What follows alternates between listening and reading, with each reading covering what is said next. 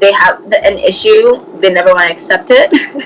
So you have to be really good at gauging nonverbal communication and understanding what somebody is comfortable with and what they're not, and also who to include in conversations. So we found that, like, even though we're not auditors, people are always like a little bit scared to tell us, like, you know, what's going on, because they're scared they're going to get fired. And we're like, no, we're not here to fire you. We're not, like, you're not going to lose your job. We're really trying to help you.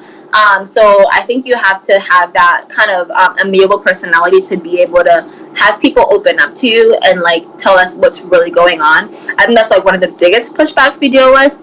And then another one would be, like you said, cost. The big professional services companies are not cheap. So, and I don't really deal with that side because I'm not. That's usually like directors and partners, and I'm just not there in my career yet. But with that, sometimes they negotiate a discount or something depending on how big that company is, and that's how they deal with that. It was definitely harder to get. Well, both of them really. The first one I didn't get the first year, but I got this following year.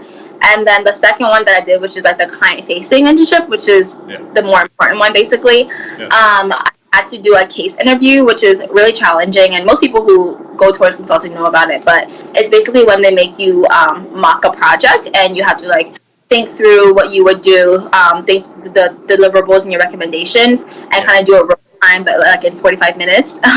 So that's definitely really challenging for me, but it ended up working out. So really happy about that question because I'm still figuring it out. But I think my motto is Daniela is go. Like, I'm always on go, because if I get home and I'm tired, I only have 3 days at home, and if I don't do anything and I just go back to work, it feels like I don't have a life. So I try to like make plans with people while I'm away so that I have those commitments when I'm already here. Do you know what I mean? Like, if it's already Saturday, I don't have any plans, I'm not gonna make plans. I'm one of those people that, like, will text you I'm on my way when I'm in the bed. So yeah, so I try to make plans with people while, like, during the week, so that I already have those commitments, so I feel like I'm doing something else other than working. I don't know what else. I don't know how else I separate my work and life balance, but I think it's really all about a mindset as well. And just being able to appreciate, like, where you are at each moment. Like, my client is in San Diego, which is a beautiful city, and it's really nice over there. So just being able to appreciate that and just being able to be in another environment is something that not everybody has the opportunity to do. And just trying to make new friends over there, so I don't feel like that's just a work area. It's still, like, it can still be social for me. And I think the other thing is having friends that understand, right?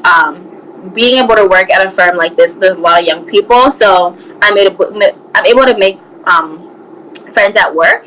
So hanging out with them is, like, also really awesome. And I think the last thing for me is being able to travel to another city instead of coming from home is probably another huge perk, and it allows me to have a social life, because if I want to go visit someone, instead of going home, I could just go fly there and over without paying anything. So I think it's a mindset. If I'm constantly thinking, oh no, I am always traveling, I'm always working, then that's just what it's gonna be. Do you know what I mean? Yeah, that's a great question because I'm still figuring it out. But I think my motto is Daniela is go. Like, I'm always on go, because if I get home and I'm tired, I only have 3 days at home, and if I don't do anything and I just go back to work, it feels like I don't have a life. So I try to like, make plans with people while I'm away, so that I have those commitments when I'm already here.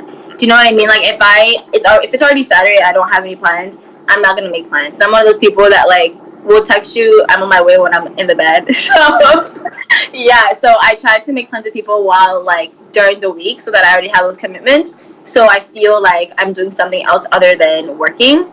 I don't know what else. I don't know how else I separate my work and life balance, but I think it's really all about a mindset as well. And just being able to appreciate, like, where you are at each moment. Like, my client is in San Diego, which is a beautiful city, and it's really nice over there. So just being able to appreciate that and just being able to be in another environment is something that not everybody has the opportunity to do. Yeah. And just trying to make new friends over there, so I don't feel like that's just a work area. It's still like it can still be social for me. Yeah. And I think the other thing is having friends that understand, right?